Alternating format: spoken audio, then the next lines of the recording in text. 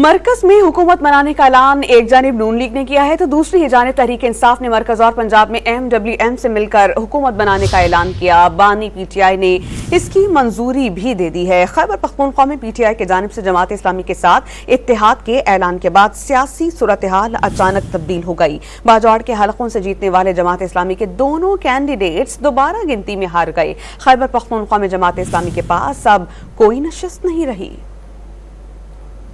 PTI की जानिब से जमात इस्लामी के साथ इत्तेहाद के ऐलान के बाद सियासी सूरत हाल अचानक तब्दील। बाजौड़ के हलकों से जीतने वाले जमात इस्लामी के दोनों उम्मीदवार दोबारा गिनती में हार गए। PK21 पर PTI के हिमायत याफ्ता आजाद उम्मीदवार अजमल खान 16,712 वोटों के साथ कामयाब करार दे दिए गए। जमात इस्लामी के उम्मीदवार सरदार खान 8,128 वोट लेकर दूसरे नंबर पर रहे। PK20 पर भी तहरीक इंसाफ के हिमायत याफ्ता आजाद उम्मीदवार अनवर ज़ेब खान 12,917 वोटों के साथ कामयाब करार दिए गए। इलेक्शन कमीशन ने हतमी नोटिफिकेशन फार्म 49 जारी कर दिया। खैबर पख्तूनख्वा में जमात इस्लामी के पास अब कोई नशिस्त नहीं रही। इससे कबल तहरीक इंसाफ ने मरकज और पंजाब में MWM और खैबर पख्तूनख्वा में जमात इस्लामी के साथ मिलकर हुकूमतें बनाने का ऐलान किया था।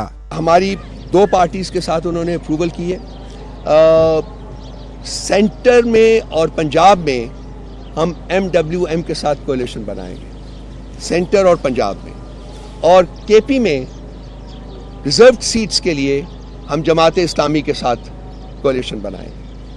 तो ये भी उनके फैसले हैं, ये भी हम इम्प्लीमेंट करेंगे। रहनुमा PTI बैरिस्टर गौहर अली खान ने उम्मीद जाहिर की थी कि जुमेरात तक वजीर आजम के लिए नाम का ऐलान हो जाएगा। दावा किया था कि इलेक्शन में कामयाब होने वाले PTI के हिमायत याफ्ता आजाद उम्मीदवारों को खरीदने की कोशिश की जा रही है। थर्सडे तक स्पीकर और डिप्टी स्पीकर भी हम इंशाल्लाह ताला आपके साथ नाम शेयर कर लेंगे।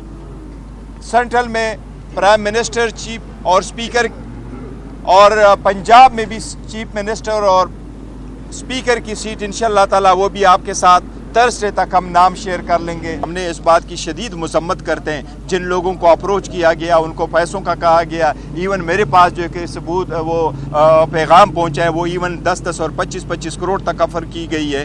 रहनुमा PTI अली जफर ने दावा किया कि असल काउंटिंग करें और असल सीटों का हिसाब लगाएं तो PTI कल हुकूमत बना सकती है। 7 से 10 दिन में PTI के इंट्रा पार्टी इलेक्शन कराने का इंदिया भी दे दिया।